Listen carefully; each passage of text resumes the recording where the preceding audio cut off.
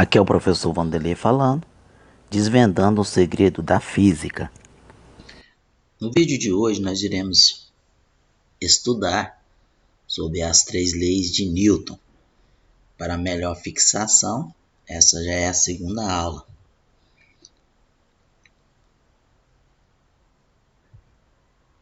As 3 leis de Newton. Isaac Newton, um estudioso na área da física e também na matemática. Ele elaborou as 3 leis, as famosas leis de Newton. A primeira, que é a lei da inércia ou princípio da inércia, e a segunda lei de Newton, que é o princípio fundamental da dinâmica, e a terceira lei de Newton, que é a lei da ação e a reação, ou princípio da ação e reação. Primeira lei de Newton. A primeira lei de Newton afirma que um objeto permanecerá em repouso ou em movimento uniforme em linha reta, a menos que tenha o seu estado alterado pela ação de uma força externa. Também chamada de lei da inércia, ou princípio da inércia, ela foi concebida por Isaac Newton. Ele se baseou nas ideias de Galileu sobre a inércia para formular a primeira lei. Inércia. O que é inércia? Inércia é a resistência oferecida por um corpo à alteração de seu estado de repouso ou movimento. Quanto maior a massa do objeto, maior é a inércia, ou seja, maior a resistência que este corpo oferece à alteração do seu estado.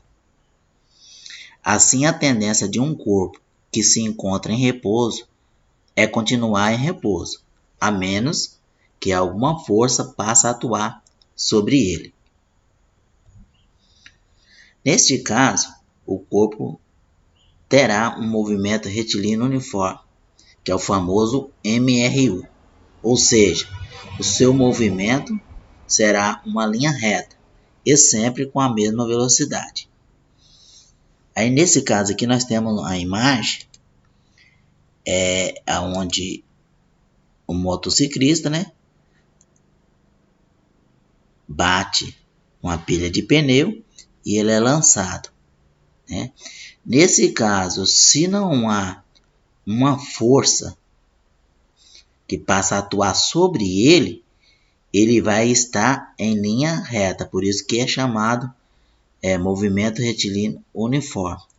E a questão da inércia, quando se fala que quanto maior o corpo, maior é a inércia, é porque nós observamos o seguinte: para você mover uma rocha, dependendo da quantidade de pessoas, você não consegue mover. Por quê? Porque a massa dessa rocha é muito grande.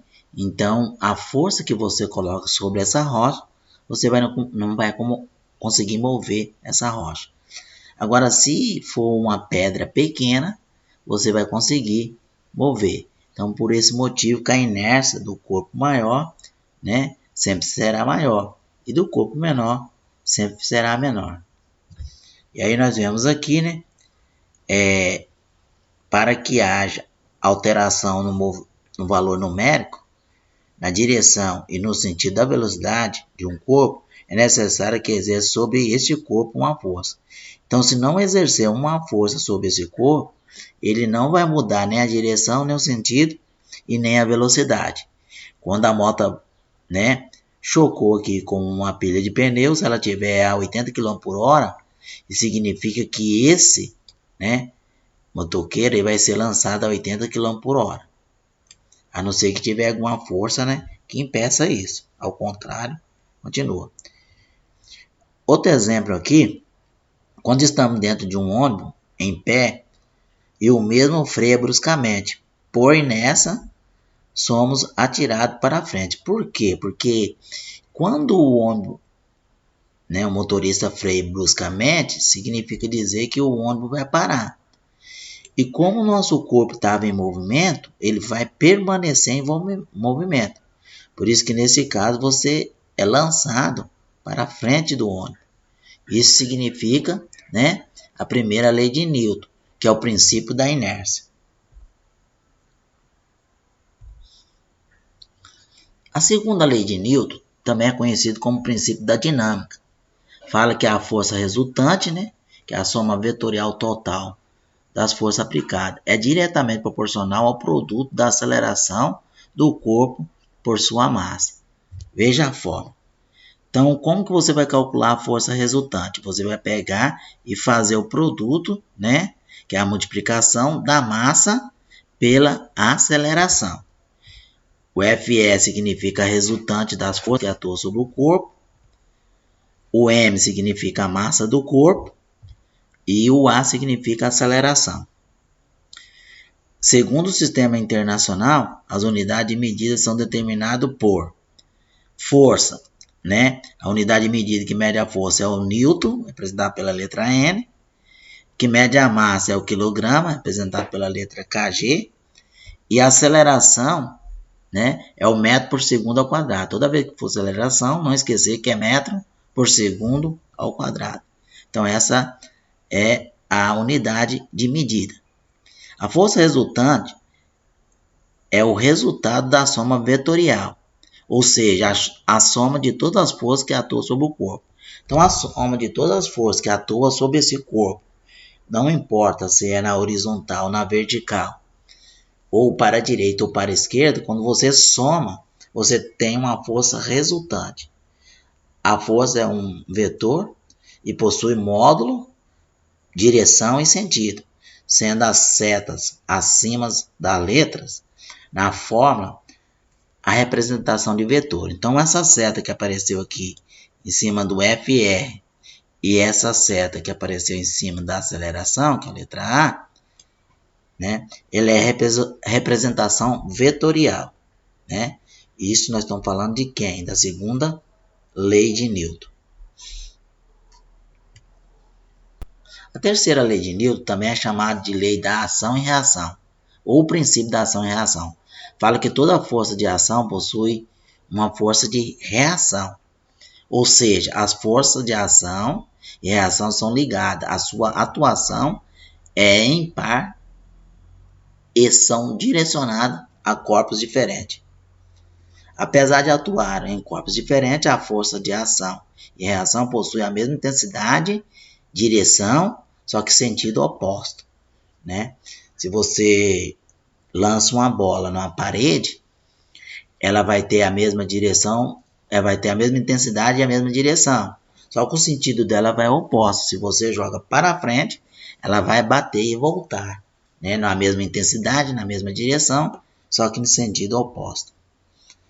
Bom, nós temos aqui um exemplo, quando vai andar de patins. Você vai imprimir uma força no chão, empurrando para trás. Aí o que vai acontecer?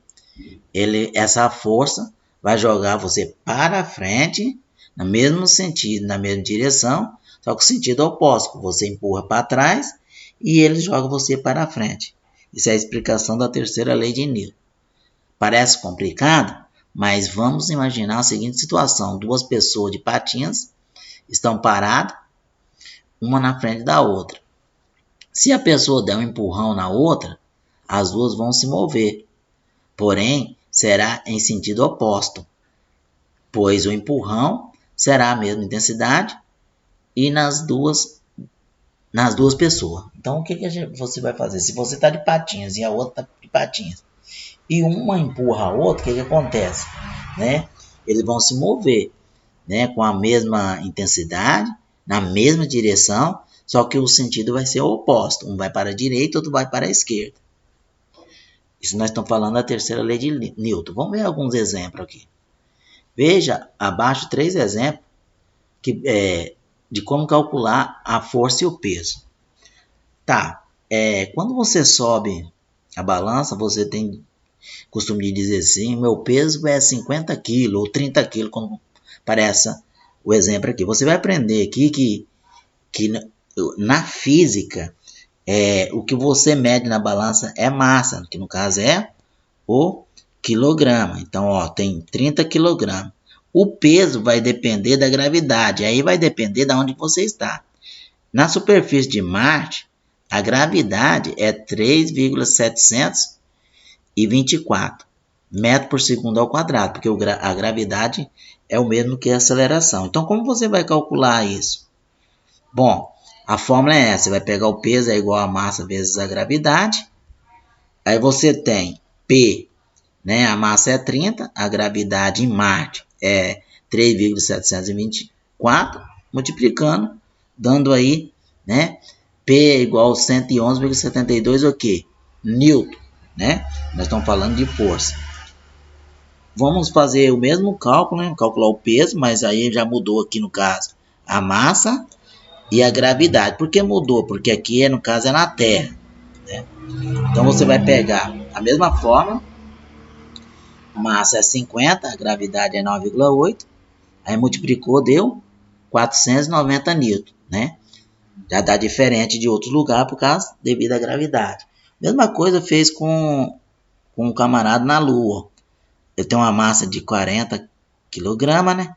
E já a gravidade na Lua é 1,6. Então vai usar a mesma forma, peso é igual a massa vezes a gravidade. E aí peso é igual a 70 vezes 1,6. E peso é igual a 112. Então o seu peso vai depender do lugar que você está. Então ele depende da gravidade. Mas por fim, o que é o peso? É a massa vezes a gravidade. E a unidade que mede o peso é newton e não quilograma. Quilograma mede a massa. Inscreva-se no meu canal. A busca do conhecimento é a certeza de um futuro com sucesso. Tchau, tchau, um forte abraço e até o próximo vídeo.